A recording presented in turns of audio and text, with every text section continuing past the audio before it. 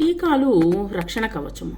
మనం వచ్చేసి టీకాలు అనేటువంటిది వేయించాలి. ప్రతి ఒక్కరూ వచ్చేసి పిల్లలకు టీకాలు అనేటువంటిది చాలా ఇంపార్టెంట్ అనమాట.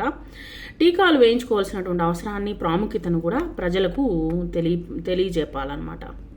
గొంతు వాపు, కోరింత దగ్గు, ధనుర్వాతము, కలరా, హైపటైసిస్, పోలియో మొదలైనటువంటి వ్యాధుల నుండి రక్షణ పొందడానికి మనము టీకాలు వేయించుకుంటాము. పోలియో వ్యాధికి తప్పక టీకాలు తీసుకోవాల్సిన అవసరాన్ని నేడు చాలా విస్తృతంగా ప్రచారం చేస్తున్నారు. మీరు గమనించుంటారు, పోలియో వచ్చినటువంటి పిల్లలు వచ్చేసి 2 కాళ్ళు చచ్చుబడిపోయి ఉంటాయి అనమాట, లేదా 2 చేతులు చచ్చుబడిపోయి ఉంటాయి.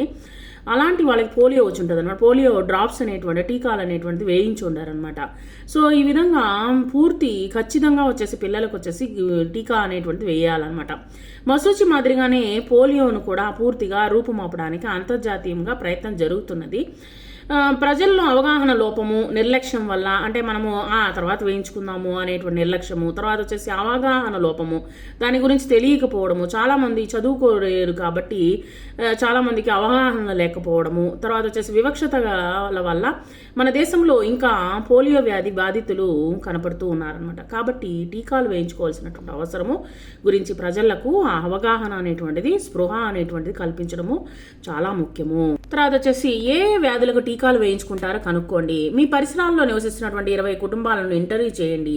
వీరిలో పని మనుషులు, చిరు వ్యాపారస్తులు, దర్జీవారు, కర్షకులు, షరకులు మొదలైనటువంటి రకరకాల వృత్తుల వారు ఉండేలా చూసుకోండి.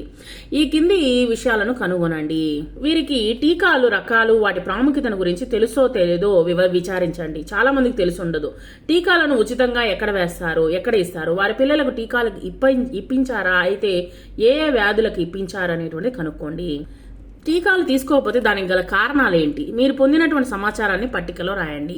పిల్లలకు టీకాలు ఇప్పించారా లేదా, ఏ వ్యాధులకు టీకాలు ఇప్పించారు, ఇప్పించకపోతే కారణాలు ఏంటి అనేటువంటిది మనము ఒక పట్టికని ఒక 5 మంది ఫ్యామిలీస్ని వచ్చేసి మీరు కనుక్కొని రాయండి. దీన్ని ఎలా కనుక్కోవాలి అంటే, పిల్లలకు టీకాలు ఇప్పించినటువంటి కుటుంబాల శాతం వచ్చేసి టీకాలు ఇప్పించినటువంటి కుటుంబాల సంఖ్య 100/20 అనేటువంటి రాసి కనుక్కోవాలి. ఏ కారణం చేత ఎక్కువ కుటుంబాలు పిల్లలకు టీకాలు ఇప్పించలేదు. రోగాలు రాకుండా పిల్లలకు టీకాలు వేయించడం తప్పకుండా చేయాల్సినవి. ఇందుకోసం మన వంతు బాధ్యతగా మన చుట్టుపక్కల ఉన్నటువంటి ఇళ్లలో, అంటే మనం వెల్విషర్గా మనం చూసుకోవాలన్నమాట. మన చుట్టుపక్కల ఉన్నటువంటి, మన వీధిలో ఉన్నటువంటి వాళ్ళకే మనము చెప్పినా కానీ చాలన్నమాట. ఈ విధంగా ఒక్కొక్కరు మనం బాధ్యత తీసుకుని ఒక్కొక్క వీధిలో ఉన్నటువంటి పిల్లలకి, అంటే ఫ్యామిలీకి కానీ చెప్పినట్లయితే మనం అందరము బాధ్యత వహించినట్టే. అప్పుడు ఒక్కొక్క వీధిలో ఒక్కొక్క పిల్లలు ఉంటారు కాబట్టి ఆ పిల్లలు ఆ వీధిలో ఉన్నటువంటి వాళ్ళందరికీ అవగాహన కల్పించామనుకోండి, దేశము బాగా చాలామంది అవగాహన లేనటువంటి వాళ్ళకి మాకు బాగా అర్థమయ్యేటట్టు మీరు చెప్పండి. ఇళ్లలో టీకాలు వయసున్నటువంటి పిల్లలందరికీ ఆ సదుపాయం అందించడానికి తల్లిదండ్రులకు అవగాహన కలిగించవచ్చు. ఇంటి పరిసరాలు పరిశుభ్రంగా ఉండేలా చూసుకోవడానికి చేయవలసినటువంటి పనుల గురించి, ఆహారము తినే ముందు శుభ్రంగా చేతులు కడుక్కోవడం గురించి, కాచి చల్లార్చినటువంటి నీరు తాగడాన్ని అలవాటు చేయడం గురించి నినాదాలు, కరపత్రాలు రూపొందించి ప్రజలకు అవగాహన కలిగించేందుకు కృషి చేద్దాము. పిల్లలకు టీకాలు ఇప్పించినటువంటి తల్లిదండ్రుల శాతాన్ని సూచిస్తూ ఒక నివేదికను తయారు చేయండి. మీ పరిసరాల్లో నివసిస్తున్నటువంటి ప్రజలలో టీకాలకు సంబంధించినటువంటి అవగాహనను కలిగించి పిల్లలందరూ సకాలంలో టీకాలు ఇప్పించే విధంగా తల్లిదండ్రులను ప్రోత్సహించండి.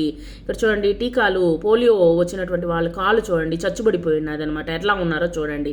సో ఈ విధంగా మన యొక్క ప్రజలు వచ్చేసి ఆరోగ్యంగా ఉండాలనేటువంటి ఉద్దేశంతో మనం వచ్చేసి అవగాహన అనేటువంటిది మీరు బాధ్యతగా తీసుకొని ఒక్కొక్క చిన్న పిల్లలు, అంటే చదువుకునేటువంటి పిల్లలు, 10th పిల్లలు ఒక్కొక్కరు ఒక్కొక్క వీధిని బాధ్యతగా తీసుకొని మనం చేసినట్లయితే మనము ఆ యొక్క ఊరిని బాగుపరచవచ్చు.